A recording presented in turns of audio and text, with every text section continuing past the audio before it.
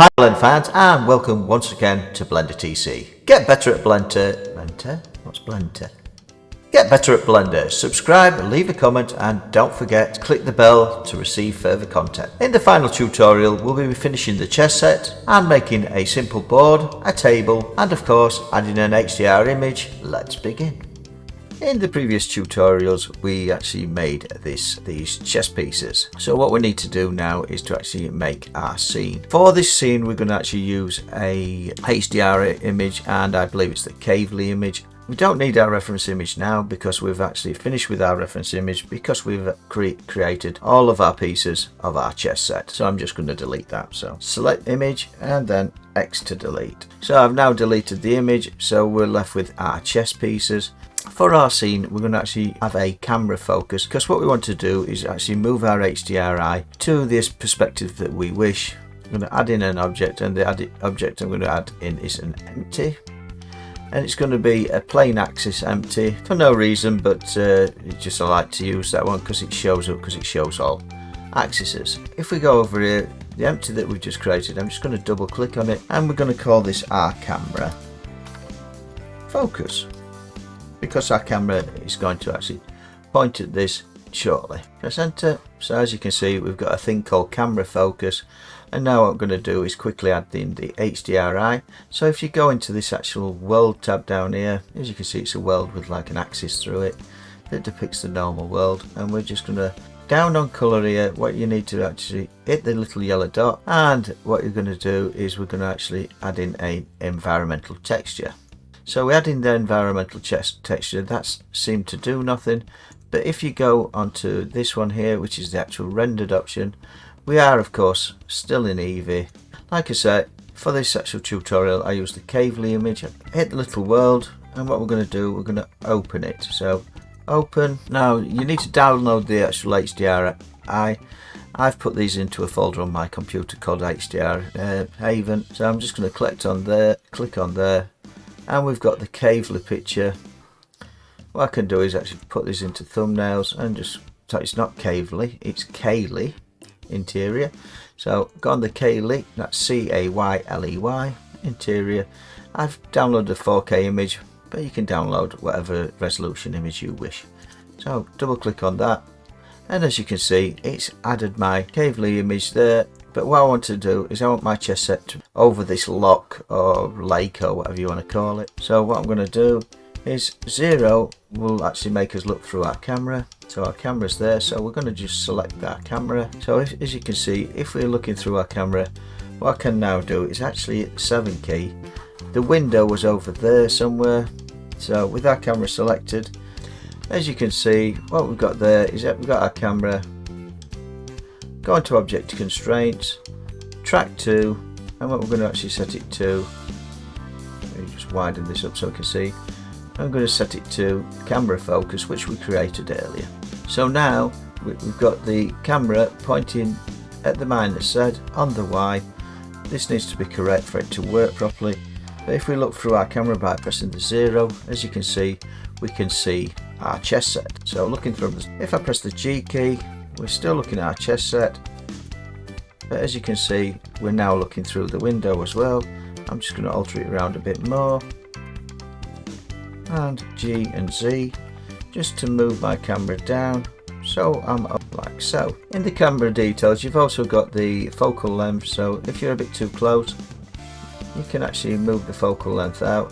If you move it too far, as you can see, it starts to distort the room, but you can have some really strange effects with this if you're doing another project, usually a space scene or something like that. So we've got our chess set created. I'm just going to now go back into the actual this normal mode up here, second from the thingy, because we're going to actually now create our chess set and the actual picture can be distracting. So if we actually go to the actual picture and then look through our camera, as you can see we're back through our scene, but we don't need that just yet. So first of all we need to actually make ourselves a board to actually put our chess pieces on. So I'm just going to add in a simple mesh, and the mesh is going to be a plane like so, and I'm just going to G and Z just to move it down till it's about on the base. G and Z just to move it so it's on the base of our pieces. and then I'm going to scale it like so, just to make it about the size of our chess set. What we're going to do is actually add a texture. So I'm scrolling down on the wheel just to get to the bottom, add a material, again put a new material, and the new material we're going to actually put is a, if we go on base color here, we've got a thing called checkered texture. So that allows us to basically create our chessboard. As you can see, that's a 5x5 grid. That's because the scale is 5. So as we know, a chess set is an 8x8 grid. So change that to 8, and voila, we've now got our chessboard. We'll just add a little bit of thickness to this. So I'm just going to go on the tab key, and I'm just going to extrude, select that face and extrude in the Z direction. So just to make our chessboard. I've quickly made our chessboard, and if you want a different color around the edge, all you need to do, so go into edit mode by pressing the tab key, select this edge, select the face, select this edge. So we're just selecting the outside edge, and what I'm going to do is add another material into here. So plus for new, and I'm going to select one we've already made. I'll just call it the white material, and then I'm going to assign it. So we've now got our chessboard, and we just need to actually arrange our pieces. As you can see, our chessboard looks a little bit big, so I'm just going to scale it down by pressing the S key, like so, till it's about the desired size, which is about there. And I'm just going to make sure it's still in the right place, and I'm just going to start arranging my chess pieces. So the pawn is going to go there, the castle, there's 2 castles, and they go in the corner. So looking from the top by pressing the 7 key, G, and just move the castle there. Shift and D, just to move one over there. And we're just going to actually place these here, because the thing is, things aren't uniform. I'm just going to check on the image. I might put the queen and the king in the wrong place. I can't remember if it's white king on white block. I think it is. And G, if I get it wrong, sorry.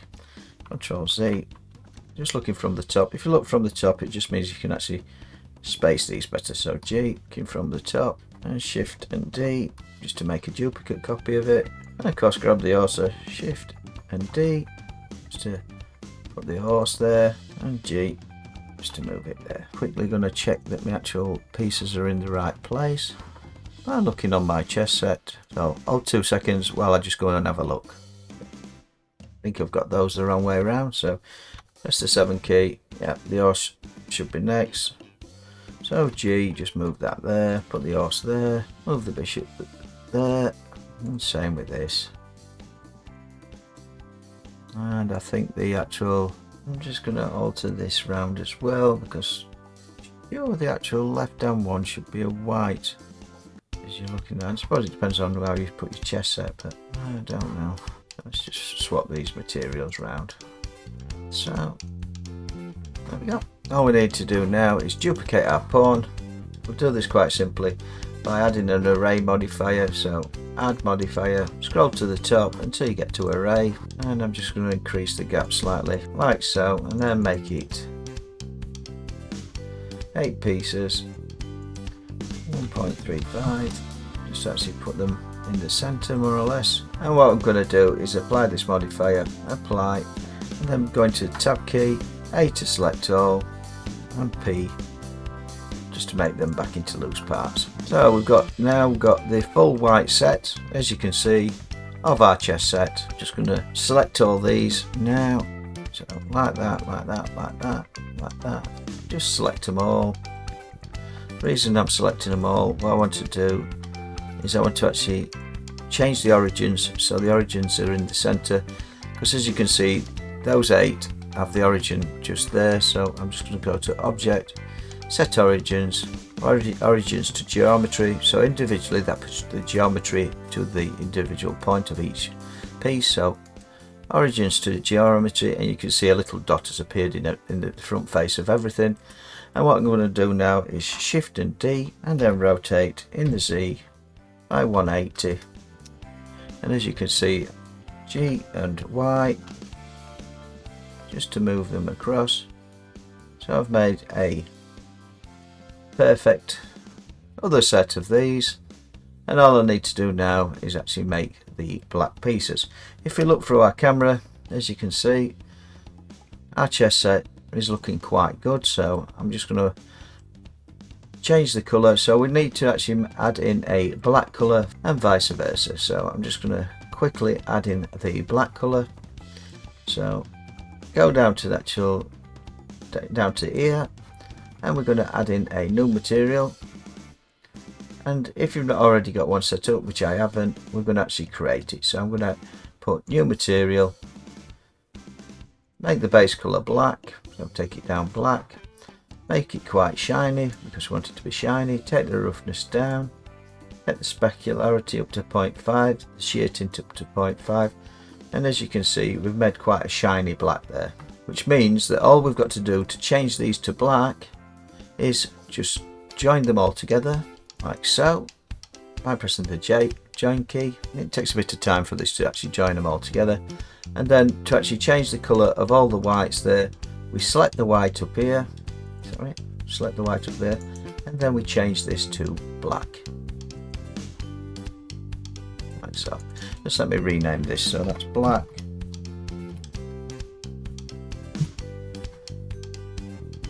And of course we don't need this other colour now, so I'm just going to take that away. So we've got the green base, the black pieces, and we've now got our chess set. Now to make this look a bit better, what we can do is we can actually move some of our chess pieces around. And first of all, what I'm going to do is go into edit mode by pressing the tab key on the blacks, A to select all, P to select loose parts like so, and because they're all still selected, if you press the tab key, what we can do is go onto object, set origins to geometry again, which puts the little dots back in the center of each one, so which is important if you want to animate them or just move them. So G, I'm just going to move a few things around. Imagine that the actual pieces move like they would do in the normal chess game, that moves 2 down and 1 across. And I'm going to move the one in front of the king and just Control Z. Easier if you look from the top because it's then only altering it in the X and Y plane. So, and like so, you can seem to actually be playing a game, you know. I'll be getting the queen next on this thing. So now we've made our chess set. All we need to do now is actually look back through our picture. So we've got a chess set in our scene, and if we render it, boom. As you can see, we've got our chess set in our scene and all reflections are quite good. Just going to rotate my horse there, rotate in the Z, just to put it in profile that way because I wish to, just because I think it might look better. And I'm just going to enable some of the other things in our scene. So going to the actual render tab beneath here, so we want ambient occlusion, we want screen pace refractions, and if you open it up we want refractions in there as well, highlighting. Usually do simplify, and now if we actually F12 render it again, you'll see that the image quality improves vastly and the actual reflections actually equal the scene. I'm just going to add a quick table, and the table is going to be something very simple. So what I'm going to do is add in a mesh, and the mesh is going to be add in a mesh, and the mesh is going to be a cylinder. G and Z just to move it down, and what we're going to do is make this into our table. Let's go back into that mode because it gets distracting. Scale, so it's bigger than our chess set. Scale in the Z direction, scale Z. What I'm going to do is I'm going to select that face there, so we've got point select, line select, face select. Go on to face select, E and scale, and E and scale. Doing that on bottom and top, E and scale, E and scale. This means that when we add the subdivision modifier in a minute, it'll make this desk curved on the edge here, but it'll keep that quite flat and the geometry quite good. If we select on that face, Control and R, I'm going to add 3 loop cuts. I just did that by actually moving my mouse wheel. But what you can do, Control C to undo, Control and R, you can just press the 3 key on your normal keyboard and it does exactly the same thing. Alright, so we've got our table, go on the spanner or wrench, add in a subdivision modifier, which is found at the bottom here somewhere, add a modifier, subdivision surface modifier, and if we come out of edit mode, it actually gives it a bit more, takes the actual edges off the actual, makes it a bit softer. Our table, scale our table up, scale it in the Z just to make it a bit thinner, and G and Z, just move it up so our chess set is sat G and Z on our table. And here comes a bit of a fun part. What we're going to do is we're going to add a Musgrave texture to this texture, add a new texture. We're going to call this is table texture. And if we go into shading, just on here, if we add in a, let me shrink this down slightly and shrink that down so we can actually see things. And if we go into texture, we go into Musgrave, go like so, add the height map into the roughness, then select the base color, which I'm going to make it that kind of color, and I'm going to make the subsurface color like a black, and then just increase the subsurf, just give it a bit of texture, then increase the scale to 30, and if we render this table, we should actually get like a strange effect on our table. And it's entirely up to you how you want your table to look. I think the table's a bit big there, so I'm just going to scale it down, selecting the table, S to scale, make this a bit darker, 12. As you can see, this is making a very different image, make it a little bit darker. I'm just going to move my table, make it a little bit darker, and just move my table up so it actually meets with the board. G and Z, sorry, F12, just to actually render our image. As you can see, we've got our chess set sat in our window. As you can see, the leg of the there's no legs on this table, so I'm just going to add in a pedestal in the center, go back into modeling, go on face select, E and S to scale, and I'm just going to actually put a pillar down, E and Z. It's up to you how much you actually design your tables, Control and R, but it depends on what your camera angles are.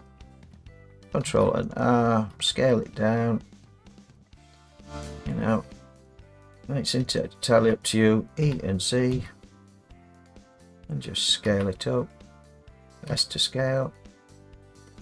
And as you can see, I'm making a simple table. I'm just going to smooth shade that, look from the front, press F12 again, and voila, you can see the actual base of the table. And now it's just a case of actually, if you wanted to add a chair in here or a chair in there, it's entirely up to you, and or a stool or anything you want. But we've made ourselves a simple gaming table sat in our window. I hope you enjoyed this tutorial. If you liked it, please subscribe. I think the actual the white on there is a little bit wrong. You can actually alter the actual textures and the colors on things until your heart's content. You know, you can take the metallic down to make it whiter, and sometimes if you actually go into the actual image texture, you know, the caley image texture, you might find that the strength is too great, so turn the brightness down, makes it later in the day. You know, feel free to add a cup here, or you know, pieces on the side of the board, chair here, you know, even a person holding its chin if you wished. There's plenty of resources where you can add detail to your images. Thank you for watching blendertc, and don't forget to subscribe.